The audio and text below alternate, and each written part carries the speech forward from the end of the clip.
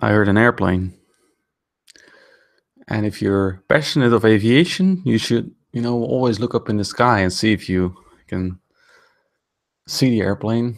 I can't right now, so I'll just skip it. Hello, everyone. Welcome to another live stream here on the AviationPro channel. It's been a while. Those of you who follow me probably know that I was very busy with a lot of stuff lately, especially exams and all that stuff. But they've now finished. I'm awaiting the results, and so for now I should be done. Should have more time for this hobby, this great little hobby of ours, flight simulation, aviation. Hello, everyone. I can see already some people coming in. That's nice to see. Good evening, or afternoon, or morning, wherever you are. Someone is claiming first. Oh yeah, Augustus 35, you're first. That's verified by now. All right, so this live stream will be mainly about the new prepared release, or Prepar3D, whatever you want to call it, but it's supposed to be prepared. Of course, a new version, Lockheed Martin's prepared. The biggest change is, of course, that it's going from 32-bit to 64-bit, and it basically means that out-of-memory errors with the current add-ons are just out of the question. So we can finally complete your transatlantic flights for 8 hours without crashing the sim when you're landing. And of course, that's not what you want to have. So before we go in to discuss that, I'd like to welcome you all in. And already, feel free to share some thoughts and experiences. Maybe some of you already have prepared. I don't have prepared version 4 yet. Maybe some of you do. So please leave some comments in the comment section so we can kind of discuss it. Hello, everyone. I see a lot of messages popping up. Glad you could all join in. Very nice to see you all. Too long to go through all the list to mention all the names, but anyways. So first, I will tell you a little bit about the channel, what you can expect, since I have some more time on my hands right now. Mainly tutorial videos, like a VRDME tutorial is coming up to fly that in the 737. NDB approach, there's also one that is commonly asked for. We are also planning on creating some new VATSIM tutorials, because with all these new developments and with new simulators and new add-ons, it's always beautiful to create new or it's necessary to create new tutorials because they get outdated. So you can expect kind of that, and of course VATSIM full flights will also be coming up. So make sure you stay tuned for those videos. I'm not sure if they'll be prepared yet, prepared version 4, but I'll do my best. I'll see what I will do personally. Hello, everyone. Yeah, potential. I've been studying a lot lately for exams and my thesis and all that stuff. So I had to finish that first before I could spend time flying or making videos. Unfortunately, that's the way it is. All right, I can see already that someone has version 4, Special Sniper Force. I hope you're enjoying your new version. So, yeah, prepared version 4. Let's go into the new sim. Of course, a lot of developments have taken place lately. We've seen X-Plane 11 being released. We've seen Dovetail Flight Sim World, is that the correct name, being released. I don't like it. Personal opinion, it just looks like FSX to me, so I'm not really interested in that sim. For me, the future regarding study level simming in kind of related to Microsoft Flight Simulator is really in Prepared. And now, of course, yesterday the release of Prepared going to 64-bit. So a common error that a lot of people make is that I have 8 gigabytes of RAM or 16 gigabytes of RAM. I shouldn't have problems running out of memory, but that's not what's the problem. 32-bit programs are limited to 4 gigabytes of virtual memory, and that's something different. And 64-bit program is, if I'm correct, it's 32 gigabytes. So there's a lot more space to play with for developers. And also means that as you move along your flight, you will not have that much memory loss. So you can actually complete the flight, which is very nice. So with this 64-bit version, those things should be solved pretty much. So I'm really looking forward to this. So yeah, I see some comments already. Yeah, so if you want to update to version 4, you have to buy it again. That's of course unfortunate, but they say they have worked on this particular sim for the last 8 years, so a lot of development took place. So you have to go to the Prepared website. Then you can get the license, and the license are still the same. That's always a confusing part for everybody. If you're just a flight sim enthusiast, you should buy the academic license, because you're training yourself.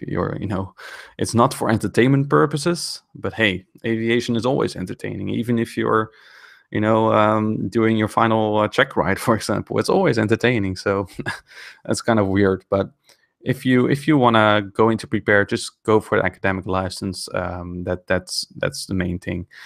So yeah, you have to buy it again. It's not a free update, unfortunately. Does it mean you have to ditch version 3? Well, no.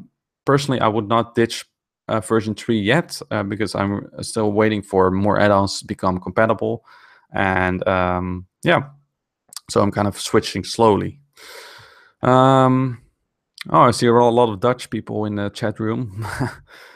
I cannot translate for you guys, so I won't. But yeah, of course, the problem is that many people have a lot of add-ons for version 3. But luckily, the industry is nice enough to provide free updates for the most part.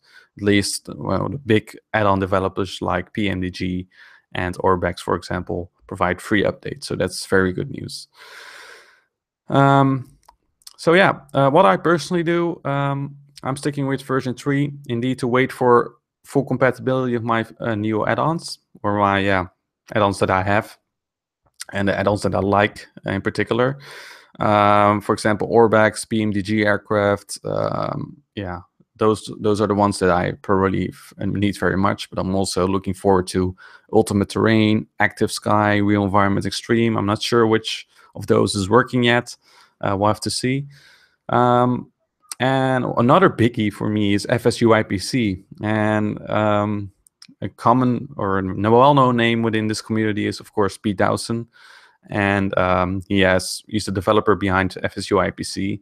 And it might seem like a redundant product, but because it's old, it was mainly used in the old flight simulator days. But it's still a very necessary product, I think, especially when you're kind of into home cockpit building, like me. You've seen my SciTech throttle set. It's very nice to be able to calibrate all your hardware using FSU IPC, and also to run scripts to synchronize your throttles, for example. That's very useful. So yeah, that's why I'm kind of waiting. So what I personally do is just probably buy the academic license at some point. Then I will slowly kind of see, okay, which add-ons are compatible, and which ones do I like. And at some point, I'll probably just fully move over to version 4. And I suggest that you do that as well. I would not jump in and buy it immediately. I would, take your time. Just keep a good eye out on the market, see what is happening, and yeah, go from there. All right.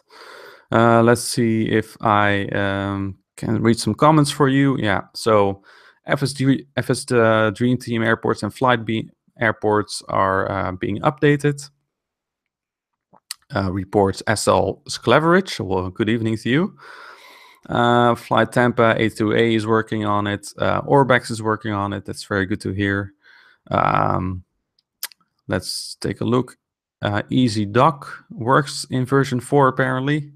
Chase Plane, yeah, those are all popular add-ons. Another add-on that I wonder about is GSX. Tried to access the forums of GSX this afternoon, but they were out, were not working. So yeah.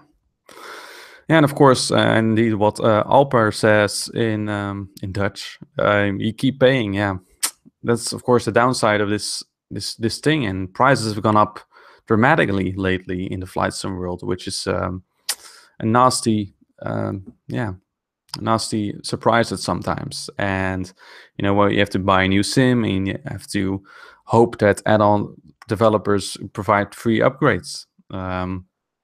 So yeah, that's of course not very nice. So yeah, so that's kind of the way I will deal with the release of prepared version 4. So you will not see videos yet with version 4 from me. I'm really waiting for the great the great add-ons that I like very much, and all the airports and sceneries also. I mean, yeah, of course you can have Orbanks, but I also want FlyTampa to work properly. I want to have Mega Airport Prague working properly. Those airports that I visit often. If they don't work yet in version 4, I'm not going to switch all the time. Okay. All right. So maybe it's nice to look a little bit at the features of prepared version 4, besides it's being moved to 64-bit. So another big thing is the dynamic lighting, which should really enhance the looks of the airports at night. If you look up some videos, you will probably already see some scenery developers. I think it was FS Dream Team or Flightbeam that released a video where you can really see the nice lighting at the airport, because every object at the airport is getting lit very nicely. So that's great. Another great thing is 3D rain and snow. So at least that will look a little bit better. What I didn't like about Flight Simulator 2004 and Prepared as well, that's kind of that you have kind of this curtain of 2D rain around your aircraft. And if you would fly a very small aircraft, you would actually see part of the ground where there's no rain. So I hope that's kind of fixed now. Another big thing is performance improvements, because Pmdg said that they see about 10 to 15% performance improvement, whatever that means. But hey, it's good news, right? So apart from getting rid of the out-of-memory errors, you will also you will also get better performance, hopefully. So that's very nice as well. What else do we got? I mean, there are many things on that list that they've highlighted. Also, a lot of things for virtual reality support, a new user interface, which a lot of people will like, because it used to be the case that you had to start a flight first before you could alter the settings. You could alter the scenery library, for example. You can now do that from within the user interface at the start screen itself, just like in the good old FS 2004 days. Yeah, what else do we have? 3D trees. That's also something that intrigues me. If there's anyone who has experience with version 4 yet, maybe you can tell me something about the trees, what they look like. Because the way trees are used to work in flight sim is that they move with you, just like the clouds do. So that's of course not very realistic. So I hope that that's kind of fixed. Yeah, and the dynamic lighting. Also some new aircraft, particularly the F-16, which I really like that they've included that. Yeah, and then some other stuff. A lot to mention. You can visit on the Prepared website, but those are the kind of the things that I like and looking forward to. But yeah, for me, the performance improvement is very important, and of course the out of memory. Although I didn't have out of memory errors yet during my Prepared version 3 career, but I have not made any transatlantic flight yet, so maybe that's why. Anyways. All right, so yeah, that's kind of the overview of Prepared version 4. So let's go a bit into discussion. I will answer some questions that are coming up in the chat room. Good evening, everyone. All right, Alex Grimm says that FS Dream Team is going to release the GSX version 2. That's very nice to hear. Of course, GSX great for getting marshallers at the gate and all that stuff. I love that. I mean, I remember when I did not have AES for FS2004 for a while. You know, it's very boring to taxi into a gate. But with GSX, this is really enhanced, and I really like that. So, gotta take a sip of coffee because otherwise my voice is not gonna work. FlyTampa by Simon says that FlyTampa is already working. They released a patch. Okay, so that's good. It's yeah, it's good to have those airports working. I really hope that Aerosoft is going to update some of the airports as well. I didn't really take a look at that yet. Yeah, good to see me alive. Yeah, I'm still alive. I'm tired, but I'm alive. So, all right. Okay. So Michael, yeah, Michael Beh from Bangkok. Good night, good morning. What is it there? So yeah, I just explained the differences between Prepared. I would really suggest to go to the Prepared website for a full list of changes. Let's take a look. Okay, so Jake Simpson says that the trees look very nice. Okay, that's nice. I think I like that, especially at smaller airports, you know, kind of general aviation flying or flying into like St. Bart's or Saba, you know, nice little island hopping flights. You're gonna have nice trees, right? Okay. About Active Sky, yeah, Active Sky is of course a very important add-on, and Simon says that it's already in beta testing, so that's good news. I really like that. So yeah, Wim Strating asks what I think about FlightSim World by Dovetail. So I already kind of mentioned this in the beginning. Yeah, I've seen some videos about it. I don't know about you guys. Please leave comments about it. But I'm afraid that FlightSim World is going to be kind of pushed away by Prepared. Honestly, you know, when I first looked at it, you know, the performance did not seem really good in the videos that I saw. I did like the rain on the windshields. That's something I still miss in Prepared. I'm not sure if with the 3D rain, this is going to be fixed in like the Pmdg aircraft. But you know, I'd really like to see whether or not they can implement some kind of a rain on the VC windshields. FSW FlightSim World did implement that with the default aircraft that I saw. I only saw a couple of videos, but yeah, I just didn't like the looks of it. It looked very much like, you know, old FSX videos, and I'm not sure if that's really the way to go. And to be honest, I think the future in flight simming is really in Prepared and Explain. You know, each have their own characteristics, and I heard very good stories about Explain 11. And if you're more into the kind of the systems of the aircraft rather than the actual flying of the aircraft, then Prepared is, I think, a very good way to go, because there's a great market for it. A lot of add-ons, a lot of complex study level add-ons.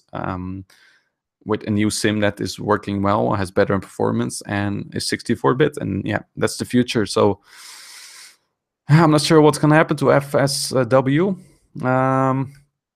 Indeed, like Felix Garcia says, without an add-on community, you know, such flight simulator will just die. I mean, do you remember Microsoft Flight when that was released? You know, I think I even installed the demo version, but didn't work out, did it? All right. Let's take a look. There are some more comments and questions. Of course, if you have any questions also related to the channel, just feel free to ask. We're still discussing Prepared version 4. But anyways, where's my bar gone, by the way? I thought I had a nice blue bar saying AviationPro Live. I think it's gone, the overlay. Oh well. Doesn't matter that much. All right, so yeah, Alex says that the frames in FSW are terrible. Yeah, that says enough, right? I mean, Prepared for me is smooth. Version 3 is already smooth. So I expect more of the same for version 4. Okay, yeah. Okay, so maybe it's nice to take a look at Pmdg aircraft because they made a forum post yesterday concerning this. They say that the 747-400 version 3 is going to be released before the weekend, but it of course needs some verification. The 777 early in the first week of June. Well, that's next week. Then we have the 737 NGX, of course, also a very popular airplane, in the second week of June. The 600-700 expansion of the Pmdg 737 2 days thereafter. The DC-6, I think it was already kind of developed within Prepared version 4 and was already tested. And it's planned for the second half of June. So it's going to be a very interesting month, guys. Keep an eye on it. And again, you know, I would advise if you're new to Prepared, you know, go for version 4, of course. But if you already have version 3, you know, just take it slow. You know, wait for your favorite add-ons to become available.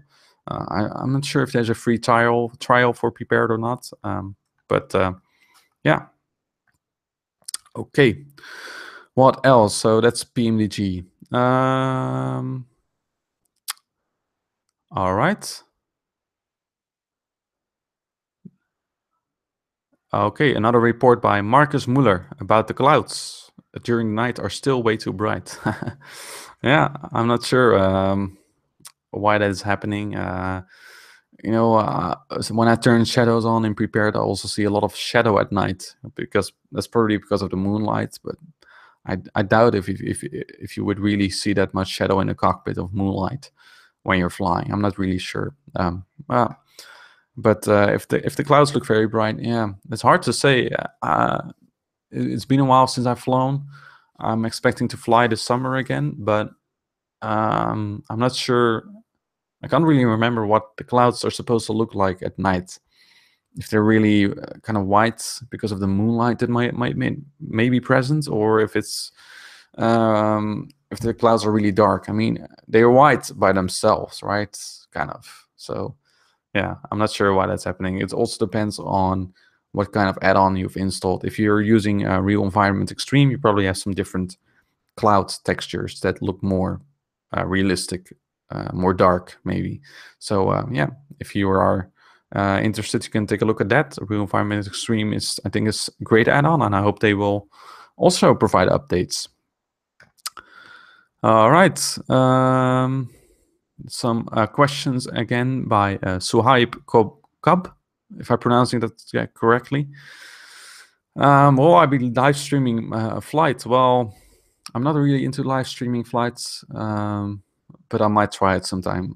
I did it once, landing in St. Bart's. You gotta check out that video. Very exciting. That's when I first got prepared. It was a year ago, around the same time I think. Yeah, exciting landing in St. Bart's. Anyway, so what's the biggest difference between Prepared and FSX? Well, FSX is the same problem, also 32-bit, out-of-memory errors, less performance, no dynamic lighting like the new Prepared version 4 has. So yeah, it's an old sim, you know. The difficulty is with FSX, if you're really invested in FSX, there are not a lot of free upgrades, I think, for FSX stuff to Prepared version 4. So you're going to have to buy a lot of new add-ons, which is, of course, sad. Okay. Stefan Albers asks if I fly Transavia. I kind of fly different airlines on VATSIM, depending on what I like. But I've never flown Transavia on VATSIM, only KLM as a Dutch airline, I believe. Okay. Alex Grims asked if there's any info on the 747 version 3-8 expansion. Yeah, I think there was some posting on the forums about that on Pmdg forum. Of course, also a very new aircraft that's very interesting to see. Another one that's interesting to see and look out for is the Quality Wing 787. I mean, wow, that's been in development for so long. I wonder if it's going to be released for version 4 of Prepared. But anyway, the Pmdg 747-8 is one that I look forward to, because, you know, it's new, Most new cargo airlines are using that aircraft. I'm not sure if it's really going to be used in the real world that much. The 747 is kind of dying out, unfortunately. So I'm glad there's something like the 747-8. But Pmdg doesn't give release dates on their add-ons. So that's a pity. It's just sit and wait, I guess. But I don't think it's going to be too long. If you go into the operations center, you can already see that the -8 extension is in there. All right. CR7LF13 says that the trees are actually moving. Oh, they are moving. Okay, I wonder what it is, what the speed tree function of prepared version 4 is, because they say 3D trees, speed tree integrated into Altigen system. This feature can be toggled on and off in the UI under options. World Dynamic 3D Altigen Vegetation. Very abstract sentence that I cannot make sense of without seeing it first. So I wonder what that looks like. Anyways, we've discussed the trees. All right, Michael Bass asked a question. Would you recommend a person like me to change from FS9 to prepared version 4? Well, I mean, I did the same thing last year, right? I moved from FS9 to prepared version 3, which in hindsight was a good move because I already got to experience prepared a little bit, and the add-ons that I purchased for prepared version 3 are now also mostly free upgraded to prepared version 4. So I really like that. And I would really recommend to switch at some point. But first, get a good system, right? Make sure you have a system that's going to be able to run prepared smoothly. What I would recommend is go look at some YouTube videos, like my videos. Check out my specs on my YouTube channel description. You'll be able to kind of compare what kind of hardware you would need to run the sim as smoothly as you see in my videos, and also try that out on other channels. I think that's a good way to go. All right. So yeah, I would definitely check that out, because the future is, yeah, again, the future is here. In prepared version 4, 64-bit market, new hardware that's going to be able to run this new sim much better than it will run FS9 right now. So it's hard to say goodbye to FS9 in a way, because for me it was also hard. You have to say goodbye to a lot of time that you've spent in this wonderful little sim that I think has done a great job over the many decades that it existed. Well, many decades, one basically, but still, it was the best sim for me, even better than FSX. And of course, you have invested a lot of money in add-ons as well, or not, maybe a little, but yeah, that's difficult. But yeah, I would really go for prepared version 4. I mean, why not? If you have the funds, if you have a good system, then I would just slowly get into prepared. I think that's great fun to do and to find out. All right. Let's take a look. Citizen F1 asks, what is the best alternative to the Pmdg 777, if there is one? Pmdg 747. Honestly, I like the 747 better than the 777 because there's so much more manual flying involved. It has more realistic cockpit sound and shake effects. The systems are more in depth and more accurate to the real 747. So I would love to, or I would recommend you to switch to the 747 in that case if you don't like the 777. All right. Remco Spekenbrink says that there's a loan coming for the KLM Flight Academy. Okay, so that's not really related to prepared version 4, but it is related to aviation, since finding a job and going into flight training is very expensive. And I'm seriously thinking about going into some kind of flight training right now. I'm kind of exploring options while I'm studying.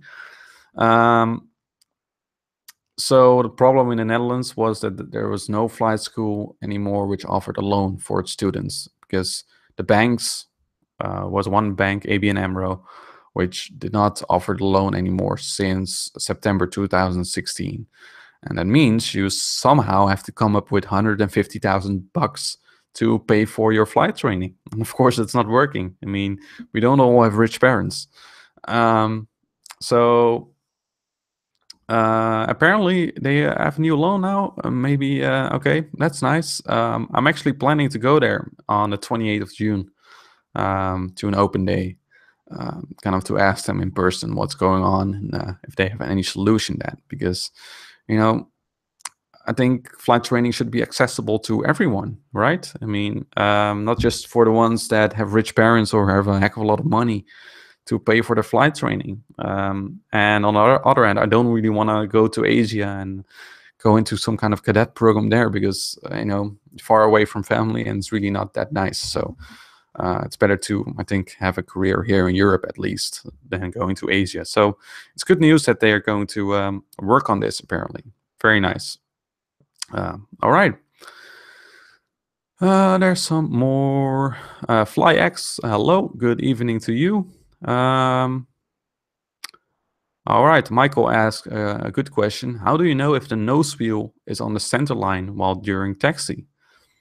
Well, that's kind of trial and error based on your experience. You kind of have to get the same seat position in the aircraft.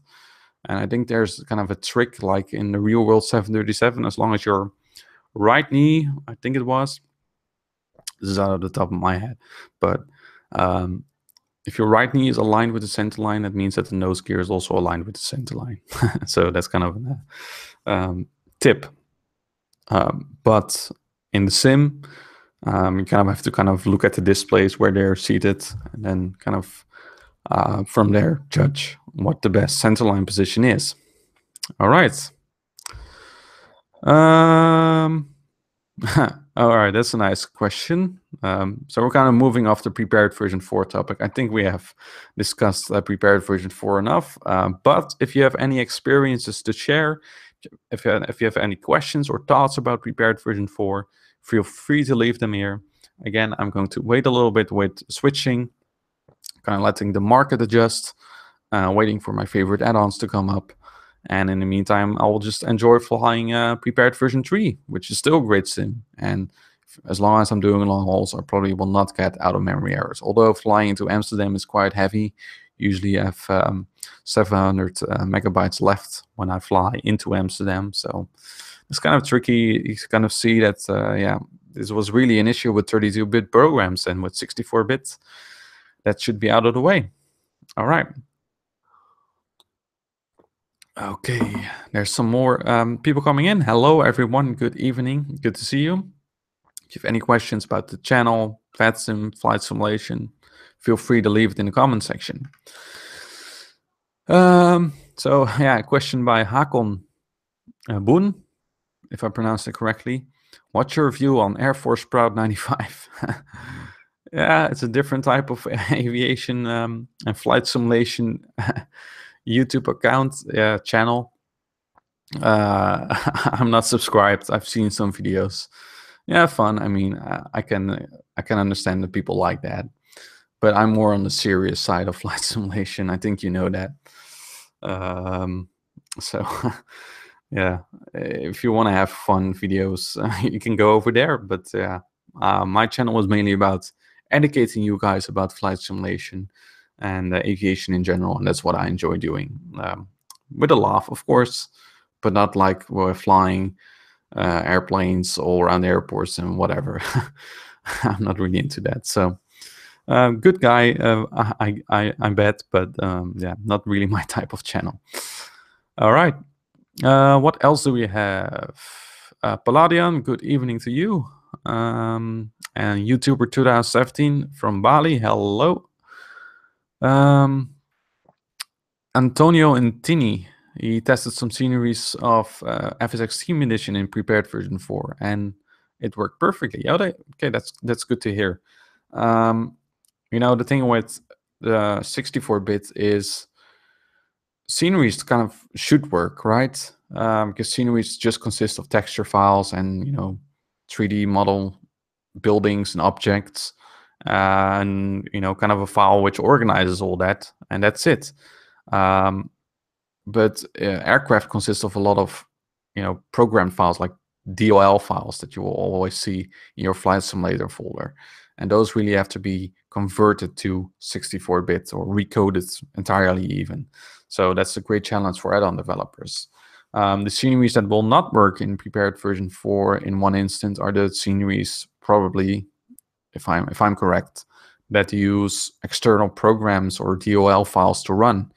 For example, Mega Airport Prague, I think, uses some kind of program that always crashes, but that kind of puts skid marks on a runway, or that kind of controls the way the objects are displayed in the sim. So those kind of sceneries will not work very well. But sceneries that just consist of textures and objects should work pretty well. So I'm glad you were able to transfer some of that from FSX to prepared version 4. That's very nice. Yeah. So I'll of course try that as well with some sceneries, like less complex sceneries, like Taxi to Gate Bratislava, for example. That's one of those sceneries that doesn't have any DOL files that are coded specifically for any 32-bit or 64-bit version. So I'm keen to find out how that works, and if the lighting still works, because the dynamic lighting, I'm not sure how that affects the lighting at the airport of this scenery. Anyways, Antonio Intini says, oh, I already had that one. Flambeerde Cavia's, nice name. Is it tricky to set up programs like vPilot and Squawkbox? No, it is not. I think vPilot is working already, by the way, for prepared version 4, so that's nice. It's not. I mean, Squawkbox you can forget, because that was really used for FSX and FS4. vPilot is the way to go for FSX and prepared right now. You just install it, you log in with your credentials, and even the model matching is done automatically nowadays. So all you have to do is install some kind of AI model sets like World of Eye, or maybe Ultimate Traffic. There's also a new Ultimate Traffic version coming up. That comes with models that are automatically detected by vPilot, and then it does the model matching for you, and you will see all the aircraft correctly, as long as people correctly log in with their correct ICAO code of the aircraft and the correct airline code. Otherwise, you will probably see some kind of default airplane. So very easy to set up vPilot these days. It's very automatic. So it's getting easier for us. I mean, I have no idea how many hours I spent tweaking and dealing with stuff in FS 2004, and now everything just seems to go automatically, right? Like, I don't have to worry about model matching, don't have to worry about editing the configuration file of the sim anymore. It just works out of the bat. It's getting easier for us, so maybe that's worth the payment, the higher price of the products. Anyways, okay. Michael asks how much memory and graphics card is the best for prepared. You can probably find the required and recommended system requirements on the prepared website. But personally, I would go for 8 GB at least. That's kind of a value that a lot of people use, and that will work perfectly. You can also go for 16 if you want. I personally use 8. I've never had problems with anything.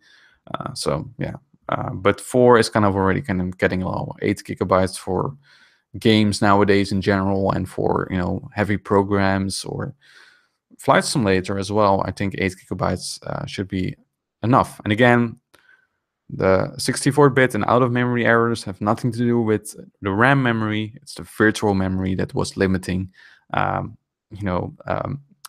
sim pilots and getting out-of-memory errors. So keep that in mind. You don't have to buy 16 or 32 GB per se, right? 8 should be enough. All right. T-Bolt asks if he can use the default scenery with VATSIM. Yes, you can. I mean, you're free to use the default scenery. With prepared version 4, of course, you will the default scenery will probably be quite accurate to what is currently at the airports, but it's not as accurate as it will be for an add-on airport. So you might get in trouble with certain platforms or gates that you will not find in your scenery, but which are on the charts. And the air traffic controllers on VATSIM will generally follow the charts that are updated according to the real world airport at this moment of time. So yeah, keep that in mind. The way I do it, sometimes I fly in Australia with some of my patrons, and then I don't have any scenery there, so I'll just kind of park my aircraft in some kind of parking position which kind of correlates with the position on the chart, and then it's usually fine. Of course, not very realistic, but yeah, it makes it difficult sometimes to taxi and to find your way. But you're free to use default airports. Okay. Oh, there's some more questions coming in. I'll try to hurry up. In the meantime, I'm going to finish my coffee before I lose my voice. All right. All right, Jacob Apollo 1969, thank you for that compliment. I'm glad you enjoyed the videos so far. To communicate on VATSIM, indeed, that's a big part of VATSIM communication and how to deal with air traffic control. So I'm happy to have made some videos about that and that they've worked out. Citizen F1 asks, what is the trickiest approach you've done regardless of conditions? I think it's, I think that would be Vagar in the Faroe Islands. Very exciting approach. Make sure you look that up on YouTube. Some approach in the real world there. Very nice. Vagar Airport. Very small runway, exciting approach, a lot of wind, a lot of clouds, a lot of rain. That's how it goes there. So yeah, I think that's what's my exciting approach, because it requires a lot of attention. There's no ILS and all that stuff. You have to do a lot of manual. You have to at some point switch to visual and then land on a short runway with a lot of wind. It's always exciting. So okay. YouTuber 2017. Well, yeah, my email address, you can find it in my channel. It should be somewhere up there. Simon says that with FlyTampa they just had to fix the puppy lights. Okay, that's good to hear. I bet they have custom puppy lights at the FlyTampa airports, and probably that's why it had to change.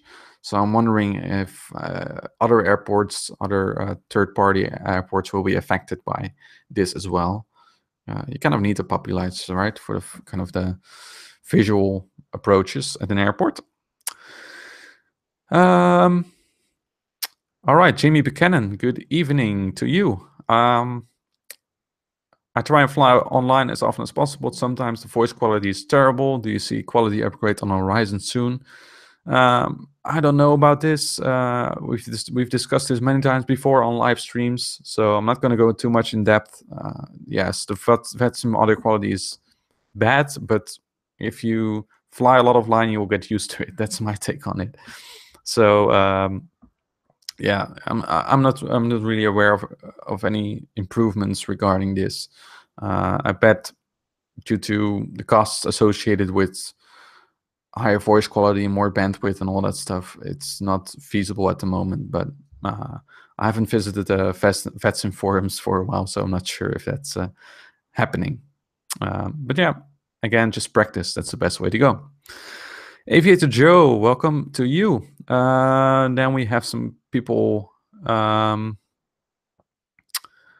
Let's see. Shafik Murza asks if I would raise my hand if the pilots are incapacitated. Yeah, of course. I mean, that's kind of the heroic situation that every flight simmer dreams of, right? I mean, maybe you're not able to fly the airplane that well, but at least you would be able to do ATC communications. All right. Have I tried X-Plane? Yes, I've tried X-Plane 10, but only for once. I still have to do that again. Yeah, I think I've discussed that as well on the last live stream.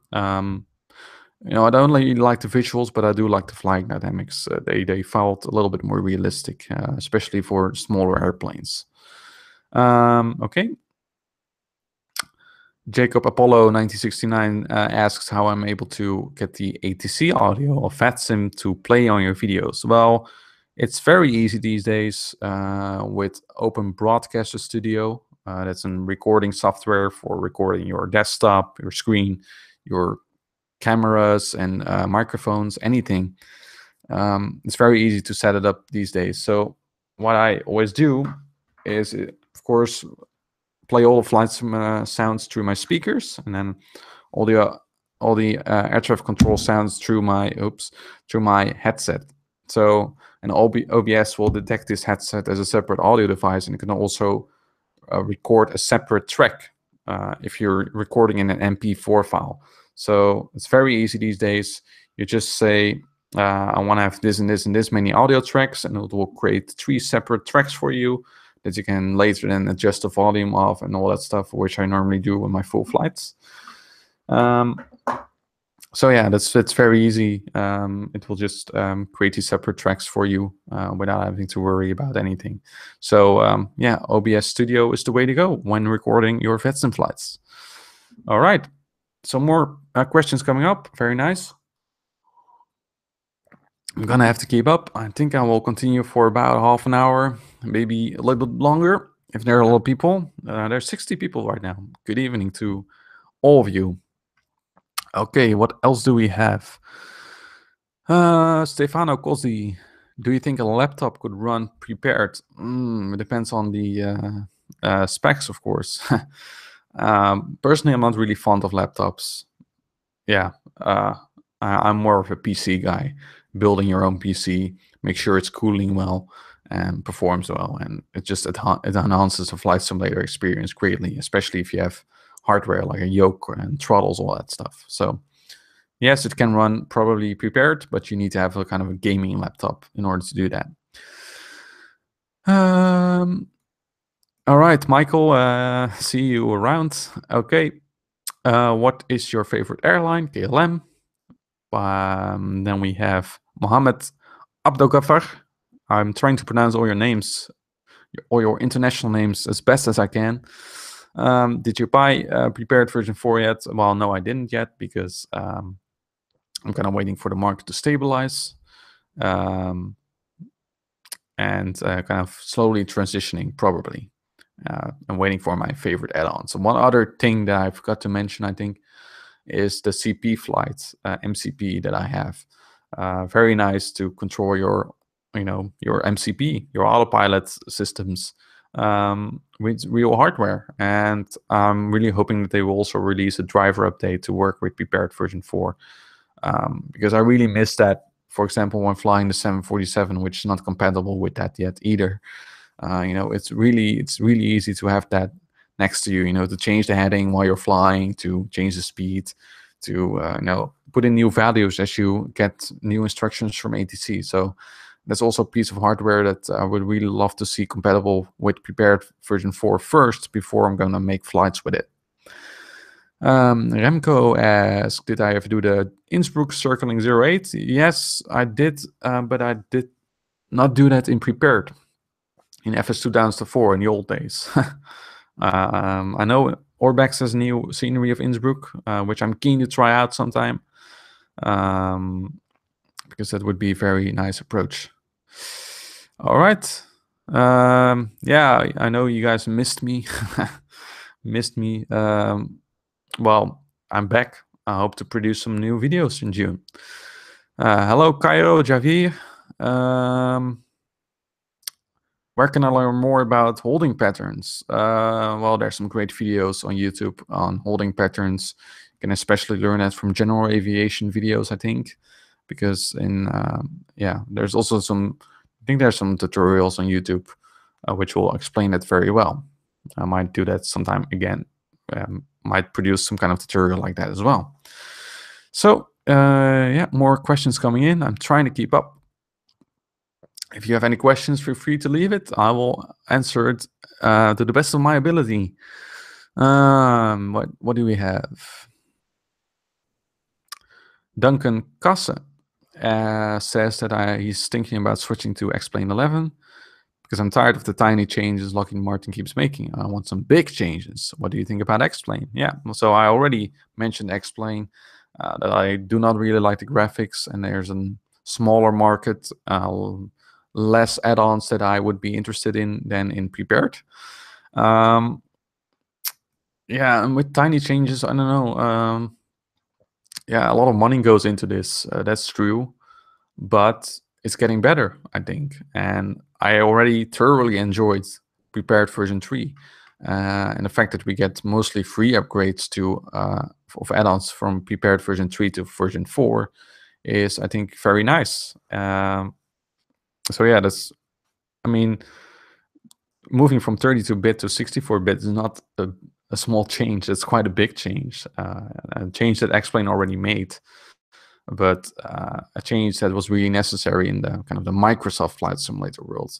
So yeah, I think that's good. And you know, they will release updates, and you know, with every update, you know, things get broken for some add-ons. But you know, the thing is, behind Prepared and FSX, there's a great community, a very big community, a great add-on community, which really help each other, and you know, also, you know, stimulates the add-on developers to keep working on their add-ons and to provide updates and to keep this community alive. And that's, I think, very good to have a great community next to a great market of many add-ons. So yeah, small changes sometimes come with problems, but if there's a good community behind it, then they will do fine. Sprisk, good day to you. Nordic spotters, can you tell us good spawning places from Amsterdam if you don't have a car, because you will fly from Helsinki to Amsterdam? Well, of course, you could go to the panorama deck at Schiphol Plaza, where you can have a look over the terminal areas, and you can go visit the Fokker 100 that's on the top of the panorama deck, which is very nice. In terms of spotting places, I would, you know, if you have the money to buy a ticket for the bus, or, you know, day ticket or something, you can, if you just use Google Maps, you can kind of get your way to spotting places pretty well. For example, you can go to Taxiway Quebec, you can go by bus there and then walk. Then you can take the same bus to go to runway 06, which is now open again, by the way. There was some large maintenance done on runway 06 and 24. So not a lot of traffic to see there in the last couple of weeks, but it's open now. So you could go there as well. You can go to the base of runway 06, see aircraft land there, or take off from 24, depending on the wind conditions. And then if you take the same bus again, well, not the same bus, there's probably one specific number I don't know by heart, but you can also go to runway 36 right. And those places at 06 and 36 right are not official spotting locations, but you can see aircraft land on 36 right very nicely. And if it's not too foggy, you can also see aircraft depart from 18 left on that runway as well. So if you've seen my spotting videos, my last spotting videos, you'll probably be able to see what it looks like to be at runway 18 left or 36 right, to see the aircraft depart from there. The spotting place at runway 27 is an official one. You can go there by bus as well, I think. It's kind of more in a populated area. It's near the McDonald's. Yeah, you can see planes land on runway 27 pretty nicely, although you're a bit far away from the runway.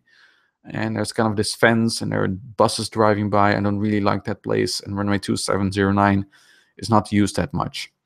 And then, of course, the best runway to go spotting is 18 right and 36 left. So, but in that case, you have to walk very, very long. I did it a couple of times. You know, going by bus to the nearest bus station and walk to runway 18 right and 36 left. But if you have the time, you can go there and have a pretty good time watching airplanes. All right, I will go and head to answer some more questions. Good evening, everyone.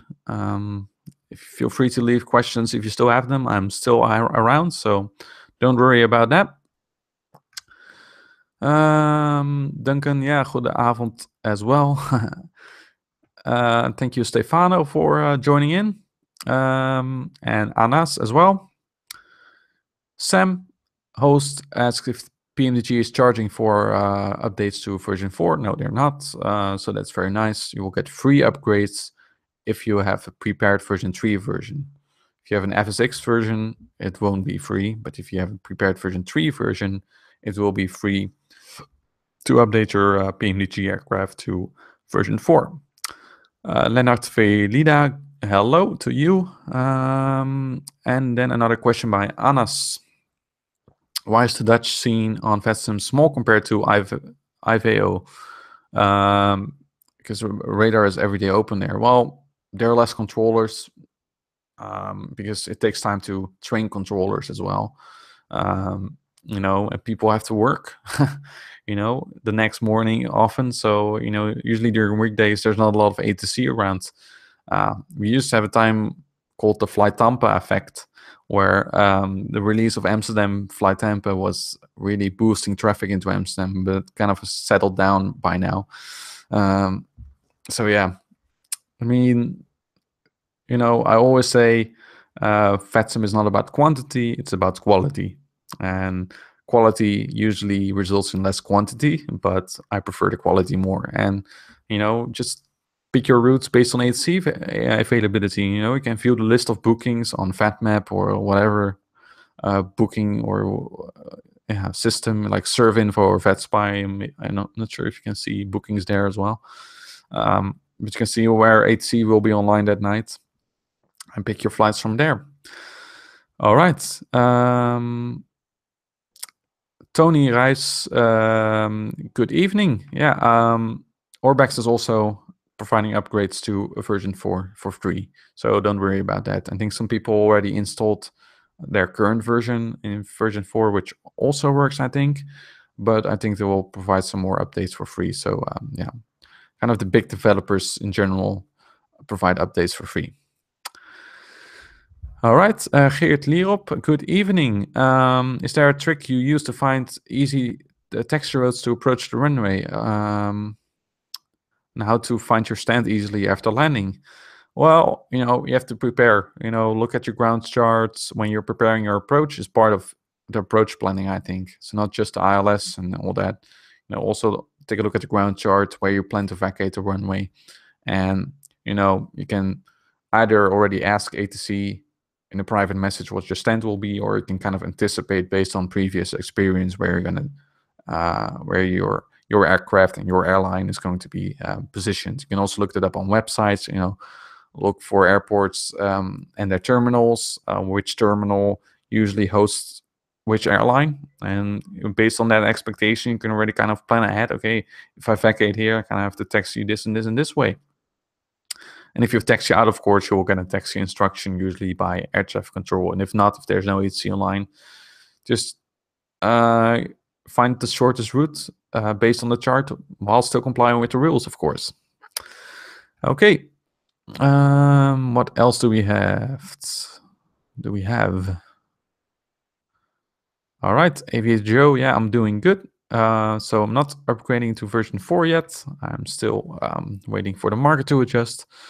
Francisco Morris, hi, welcome to you from Brazil. Glad you like the videos. All right. I'm running out of questions, so if you have any questions, feel free to ask them. Now you still can. Planning to stay for about 15 to 30 minutes, so feel free to join in. Let's take a look. VATSpy and QuitScope can also be used to view ATC online. Yeah, so there are plenty of apps, both websites and Windows apps and phone VATMap, where you can see ATC online at the current moment. But the great thing about VATMap is also that you can have a list of the bookings. So you can already plan ahead for the next day. You can see, okay, hey, there's a lot of ATC in Prague tomorrow night, and there's a lot of ATC in Amsterdam tomorrow night. Where am I gonna fly? Well, you probably know the answer to that. Let's take a look. Urban. Oh wait, Wim Strating says that the quality wing 787 is coming soon.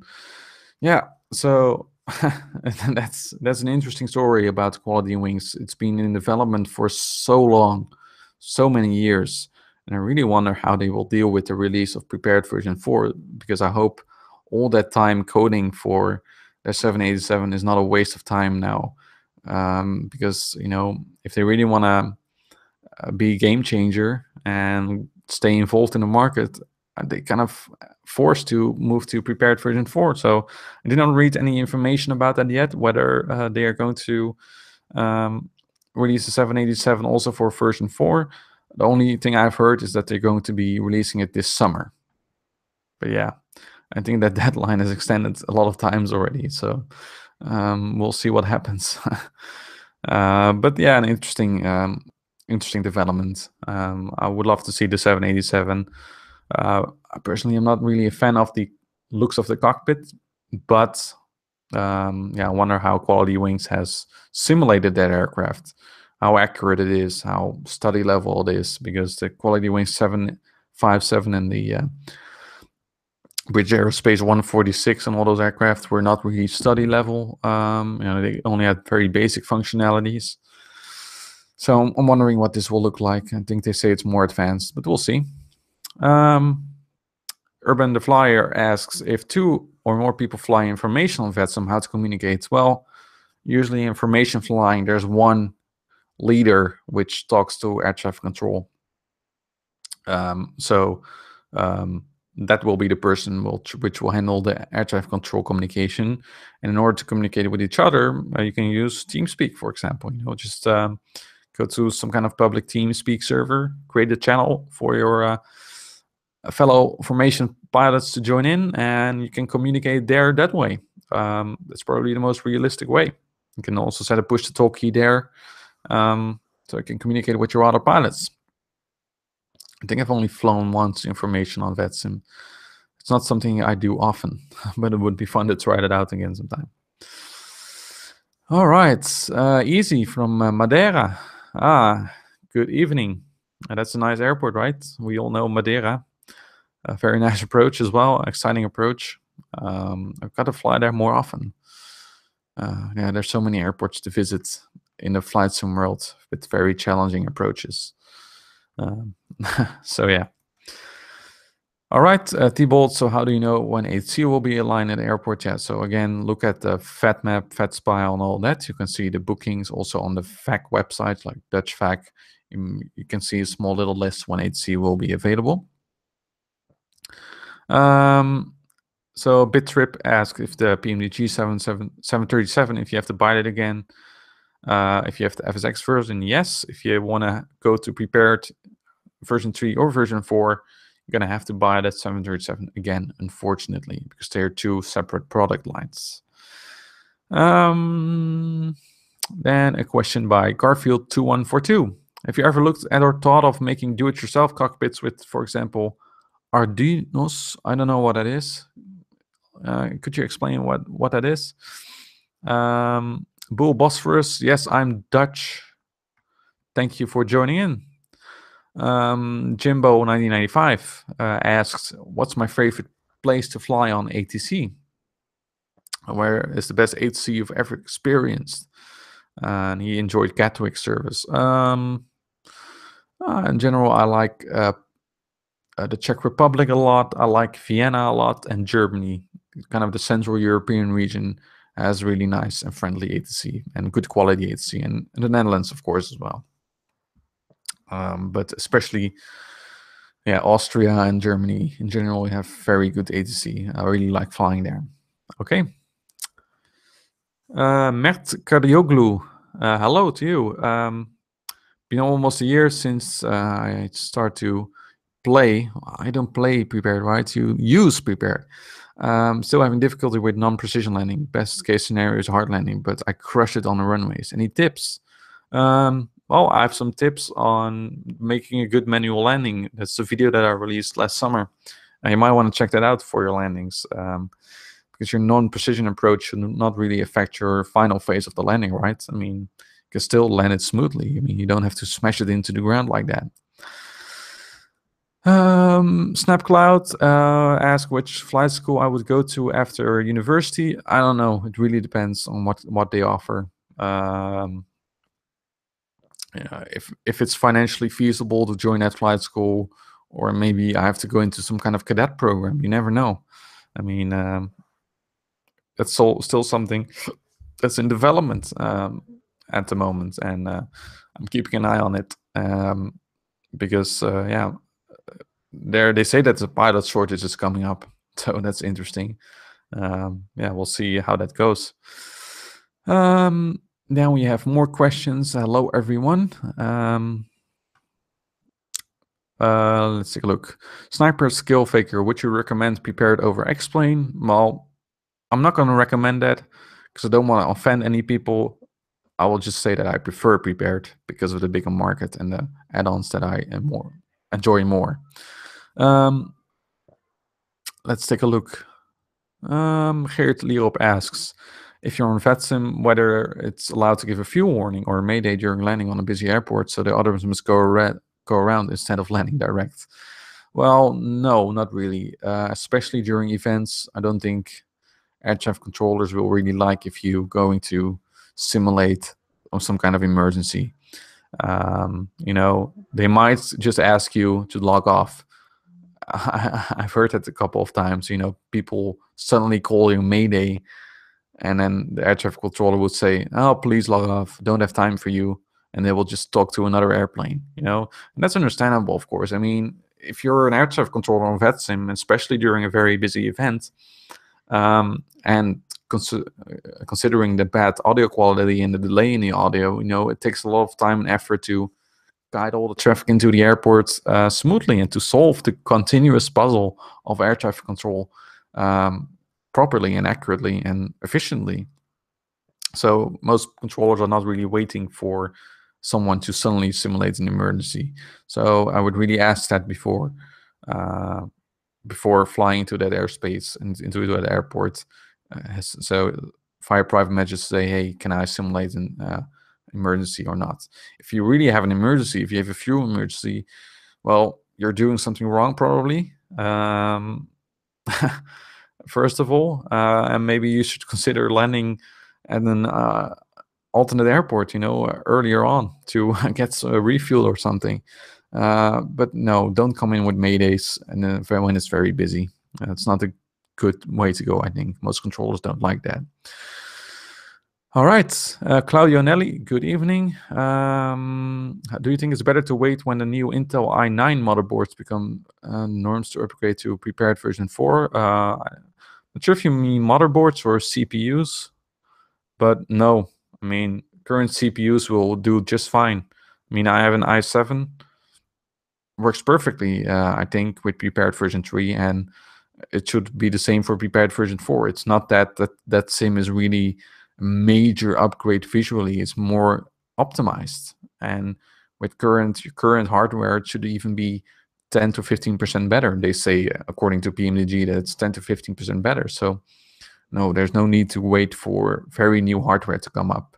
If you have already current hardware that's able to run prepared version 3 nicely, you should be able to run prepared version 4 very well as well.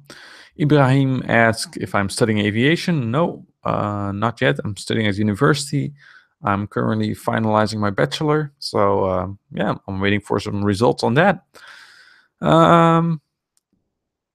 Urban the Flyer asks, what would it be like if you stream an event with other followers and simmers to fly together? Yeah, that's what Matt Davies does sometimes, right?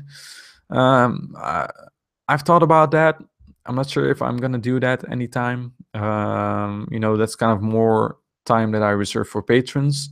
I fly together with patrons quite often.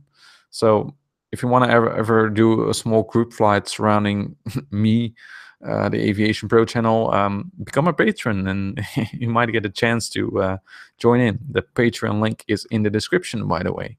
So yeah, that's kind of the only group flight I do at the moment, because honestly, I don't have that much time for flying, unfortunately. So when I fly, I kind of want to either enjoy it myself, spend it on flying with patrons, or spend it on flying with a video, and that's already quite a lot. So don't fly too often. I mean, you also have to take care of other things in life, right?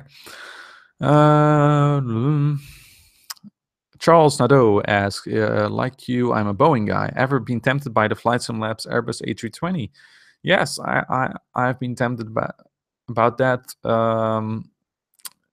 If it were not for the fact that, again, time is really a constraint for me, and I would have to spend quite a lot of time learning the Airbus, to fly the Airbus. I don't really like the looks of the cockpit.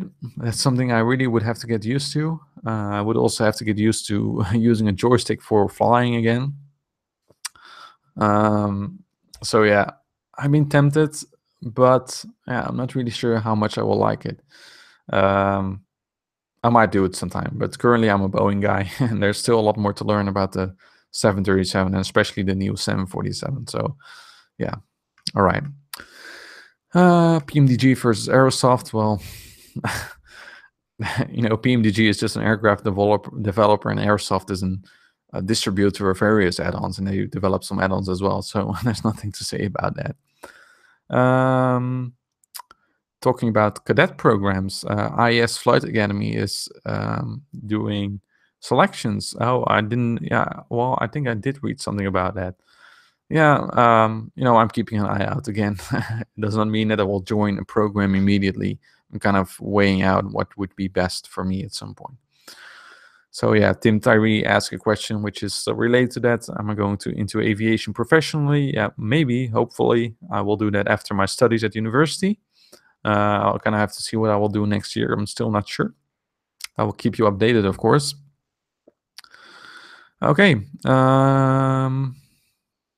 Let's take a look. Robin, good evening to you.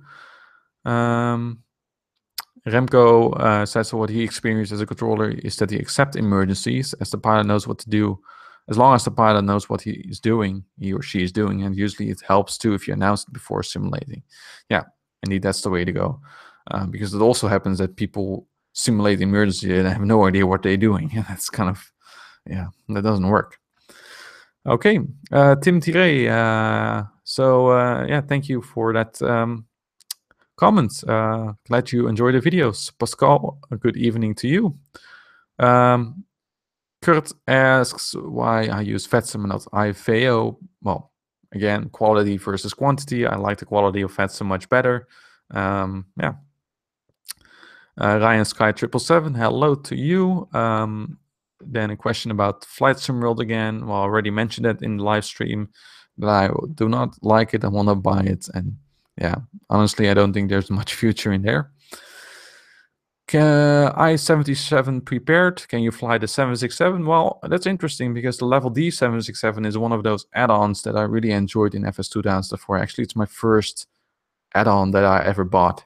A professional aircraft add-on for FS2004. It's a really nice airplane, and they recently made it compatible for Prepared version 3. So I hope they kind of will work also on a version that will work with the 64-bit version of Prepared version 4. Although, of course, that add-on is outdated quite a lot, but it's just a great nostalgic add-on, the Level D 767, and the flying is really great. And it's just very realistic simulation of the 767. I really hope that Pmdg considers the 767 and 757 as a next project, because those are kind of the aircraft that are left out when it comes to add-on development. So who knows? I have nothing to say about it, of course. Pmdg is probably going to work on a new version of the 737 first. All right. Krister L. Yeah, I'm alive. Glad you could join in. No, I did not fly with Prepared today. I might make some flights tomorrow or Friday. It's been a while since I've flown, so I'm glad to do that again. And then the question is the weather in VATSIM real world based. Well, it depends on which weather engine you're using. It's best to use a weather add-on like Active Sky to get real world weather, because that's what VATSIM controllers also use. They use the weather that is currently there, so they can kind of take care of you know, the runway, wind direction, and the QNH, which are the most important aspects, you know, in this relation between weather and flight sim flying on VATSIM. So yeah, it's real world based, and therefore it's best as a pilot, as a flight simmer, to also use real world weather, either through the sim, which is less realistic, or through an weather add-on like Active Sky. Robin asks if I'm going to buy the Aerosoft Airbus. Well, probably no. I know they're working on A330. I might be interested in that one sometime, but currently no plans. Well, X-Plane 11, I already mentioned that. I'm not going to look into that, I think. Right. All right, Claudio, yeah. So, yeah, you don't have to wait for I9. What else do we have? My PC specs, you can find them in my channel description. They're all listed there. Another question about from Monster Geek about flying the Airbus in the future. Well, probably no. Again, might take some time before I do that.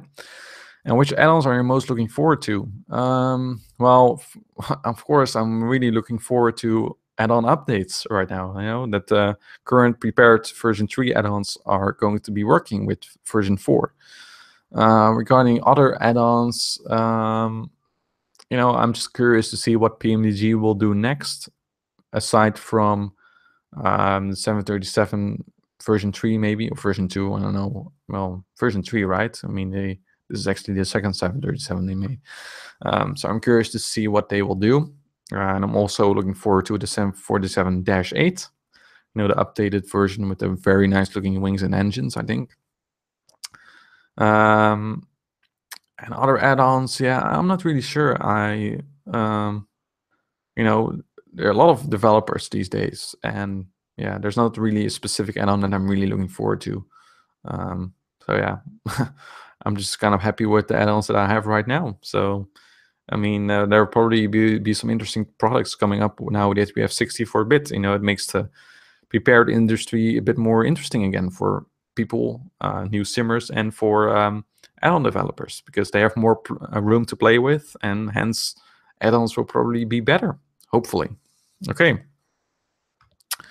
What do you mean with don't fly too often? Well, you know, just, you know, it should not become an addiction, you know. that's what I mean with that.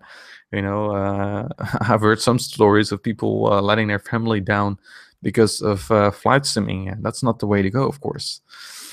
That's what I mean with don't fly too often. And personally, you know, after flying a few days flight sim, I really need to take a break from it, because at some point it doesn't get boring, but at some point you think, okay, yeah, now it's enough. Now I need a little bit of break again to enjoy it better next time. Let's take a look. Pascal Mason asks if there's any ATC add-ons that makes the ATC better in FSX. Well, I think there are some add-ons that improve ATC. But the best way, of course, is to join VATSIM, and that way you can also simulate emergencies. Would you fly the 737 Classic? Yes, I would love to see that one. There's also another one that the Quality Wings was working on. It's not in active development now, I think, but it would be interesting to see that one. I know it's available for X-Plane, the IXEG 737 Classic, a really nice looking airplane. But yeah, if Quality Wings is ever going to work on that airplane as well, I would love to try it out. But yeah, I'm not really looking forward specifically to the 787. Yeah, I kind of, you know, it's hard to say and see what that add-on will be like, because it's been extended for such long time. It's kind of hard to find out what will be what the add-on will be like. I've seen screenshots, seen some videos, but yeah, you know, it's good to have some videos about people who already bought it, and then yeah, see what level of simming it really is. So, all right. T-Bolt asks, what kind of pushback add-on do I have? I have a GSX, which works great for prepared, and they're also going to update that one for version 4. Sniper Skill Faker, I'm new to VATSIM and haven't done a flight online yet. I've been watching your videos. Do you have any advice to speed up my progress? Well, yeah. The advice I always give is to fly short flights. Of 1 hour, 1.5 hour max, and that way you can make more flights and learn more quickly. Yeah, so I have GSX. What scenery are you most looking forward to in 64-bit? FlyTampa sceneries, obviously. I'm looking forward to NL2000 as well. You may know that is a photoreal scenery of the Netherlands, which covers the entire Netherlands with photoreal scenery textures. And that, of course, is a real problem with out-of-memory errors because those large textures take up a lot of space, especially combining it with FlyTampa Amsterdam really takes a big hit on the system. So I'm curious to see how that will work out. I'm not sure how compatible it is yet, but I'm really curious to see how that works out. Yeah, to mix both those add-ons. I mean, I've done that in FS 2004 back in the day with NL 2000 and Mega Airport Amsterdam with Airsoft. Worked pretty well, although performance was very low in that area. And here the performance should not be a real problem, but especially the memory errors. So I'm really looking forward to that scenery and being able to combine it with FlyTampa Amsterdam, because that will make flying in the Netherlands just perfect. I mean, you can fly your general aviation flights. You have some beautiful approaches into the Netherlands and Amsterdam in general. So yeah. Hello, Danielle. Welcome. How long will you stay alive? I don't know. No one knows, right? Or if you mean how long it will take me for releasing a next video, or maybe I'm going to be away for weeks again. No, that probably won't happen if things go well. But of course, YouTubers have to deal with real life commitments as well. So that's why sometimes I don't make videos. All right. So I'm gonna stay for about 10 minutes because I'm really looking forward to a drink. And I've been talking for about 1.5 hours right now. So my voice is starting to crack up, as you can hear. Are there any airliners that work in Prepared version 4 as of right now that you know of by Brevity Gaming? I don't know. I have no idea if airliners in their simulators, in their like full motion simulators, use Prepared. From videos that I've seen in those kind of simulators, the scenery usually doesn't look that great. And the cockpit, of course, does, which is fully simulated and moving and all that stuff. But the scenery is not looking great. So I'm not really sure how that works in those simulators. What kind of sim they're based on. And but I think Prepared version 4 and being a Lockheed Martin product definitely will be used by some aircraft developers or airliners or whatever. Maybe in general in the aviation industry and for military training and all that stuff, because in essence it's kind of a training product, right? Maybe also for military. I have no idea how that works. It's not just an entertainment product. It's not supposed to be an entertainment product, but it's also used for training. So yeah, I'm not sure how they're using that actually. Greetings from Switzerland. Hello, caller. Any tips on what to say and what not to say to ATC? Well, don't say any bad words. Just follow ICAO rules. Monster Cake asks if we do a video about the Pmdg 777. Yeah, probably. I will feature that airplane again, but I'm kind of more now in the 747 because I like that airplane better regarding manual flight. And yeah. But I might fly back or might fly the 777 again in some time. Okay. There are some more questions I see. If you have any question left, this is time to ask because I'm gonna close off in about 5 minutes. Yeah, I'll make you thirsty looking for a drink. Yeah, I'm thirsty too. That's why. Well, X-Plane 11, I already discussed that. 777, I already discussed that. I like the airplane, but I like the manual flight of the 747 better. Vali, good evening to you. Thank you for your comments. All right. let's see, there's one, Carolina number 1. The sim is yellow arrows, gets to guide you, I guess, from gate to runway, I believe. I'm not sure what you mean. Is that supposed to be progressive taxi that you can turn on? I'm not sure. That used to be a thing in Amsterdam before, where you would see those pink dashed lines to guide you to your stand. But if you're using GSX, you can also call up the follow me car and you know, be guided by a car to your gate, which is even more realistic and more fun. All right. Yes, Remco, I will definitely be visiting Amsterdam soon in the sim, I hope. All right, I will answer some more questions. On VATSIM, what do you do if no HC is online in the area? How do you get clearance? Well, you simply don't ask clearance. Just go on Unicom, make sure you monitor what other traffic is doing, you know, and in that way, you know, just take off yourself. And if there's an airplane landing, you know, you shouldn't take off. You just wait for that airplane to land. Kind of guide each other, but you don't need to ask for clearance on Unicom. That's what I often see. Sometimes I see text, or well, Unicom is text, of course, but sometimes I see pilots saying clear to Amsterdam, Lunix 1 share departure, whatever, or well, clear to Vienna, Lunix 1 share departure, and then the squawk code, and they kind of clear themselves on Unicom. It's not what you have to do. Just go ahead and fly yourself and just say what you're doing. You know, I'm pushing back, I'm taxiing, I'm taking off, things like that. You don't need any clearance when ATC is offline. Okay, one more question, I think.